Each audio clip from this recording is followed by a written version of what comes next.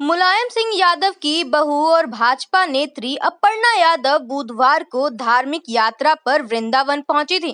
भाजपा नेत्री सबसे पहले निधिवन पहुंची।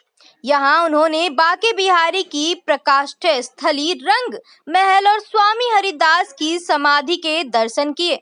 करीब आधा घंटे तक रहने के बाद अपर्णा बांके बिहारी मंदिर के लिए रवाना हो गयी। वहीं मीडिया से बातचीत के दौरान मुलायम परिवार की बहू ने सपा अध्यक्ष अखिलेश यादव पर पलटवार भी कर दिया। निधिवन के दर्शन करने के बाद अपर्णा बांके बिहारी मंदिर पहुंची। दर्शन करने पहुंची अपर्णा यादव को मंदिर के सेवायत ने भगवान का प्रसादी पटका पहनाया और प्रसाद भेंट किया। भाजपा नेत्री यहां करीब 15 मिनट तक रहीं। दर्शन करने के बाद वे अपने गंतव्य के लिए रवाना हो गईं। वहीं दर्शन के बाद अपर्णा यादव मीडिया से रूबरू हुई। उन्होंने कहा कि विधान परिषद चुनाव में आए परिणामों से साफ है कि प्रधानमंत्री के सबका साथ, सबका विकास और सबका विश्वास विजन को सीएम योगी ने आत्मसात किया है। उसी का परिणाम है कि एमएलसी चुनाव में बीजेपी के खाते में प्रचंड सीटें आई हैं। इस दौरान उन्होंने जीते हुए सभी उम्मीदवारों को शुभकामनाएं दी हैं। इस दौरान अपर्णा यादव ने सपा सुप्रीमो अखिलेश यादव के भगवा वस्त्रों में अपराधी घूमते हैं वाले ट्वीट पर भी प्रतिक्रिया दी। उन्होंने कहा कि भगवा हमारे देश का और हमारी संस्कृति का अहम हिस्सा रहा है। पूरा संत समाज भगवा में है। भगवा वस्त्र धारण करते ही मन के सारे विचार उत्कृष्टता की ओर बढ़ते हैं, न कि व्यक्ति के मन में आपराधिक विचार आते हैं। सनातन संस्कृति के बारे में इस तरह की टिप्पणी करना उचित नहीं है। उन्होंने ये बात क्यों कही, इस पर मैं कुछ नहीं बोल सकती। भगवा के विषय में जो मेरा ज्ञान है, मुझे पता है कि वह सही है। साधुओं, सन्यासियों, यतियों व मुनियों का पुरातन काल से यही वस्त्र है। आइए सुनते हैं कि आगे अपर्णा यादव ने मीडिया कर्मियों से क्या बात की है।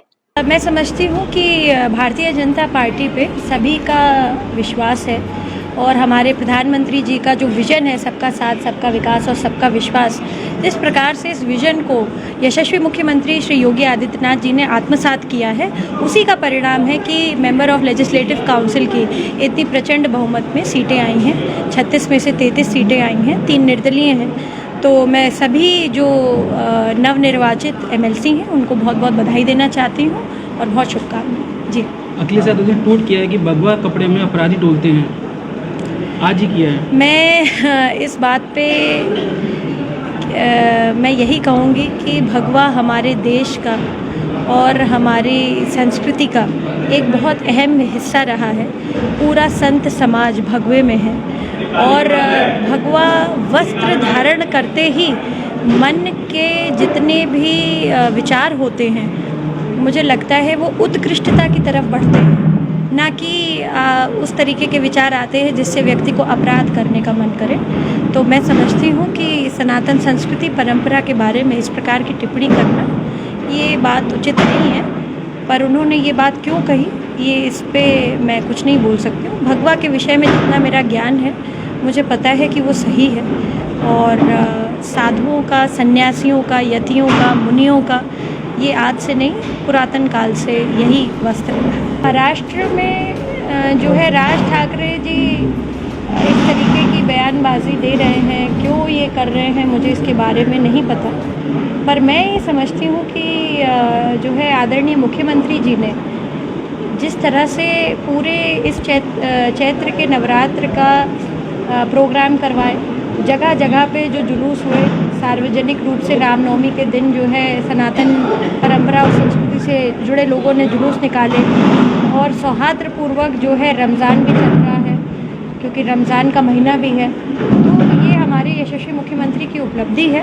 और मैं समझती हूँ कि ये बयान उन्होंने क्यों कहा, अलगाववाद करने के लिए क्या कहा, या उनके मन में जो भी बात आई होगी, ये बात पे वही एक बात जैसे मुख्यमंत्री जी ने आपके ऊपर बड़ा विश्वास किया है महिला होने के नाते, आप उत्तर प्रदेश में महिलाओं के लिए किस प्रकार से कार्य करेंगे और कितना संघर्ष करेंगे? देखिए, मैं जो भी पार्टी मुझे जिम्मेदारी देगी मैं वो कार्य करूँगी और मैं अपनी पार्टी के साथ पूर्ण निष्ठा के साथ हूँ, यही मेरा अभिप्राय है।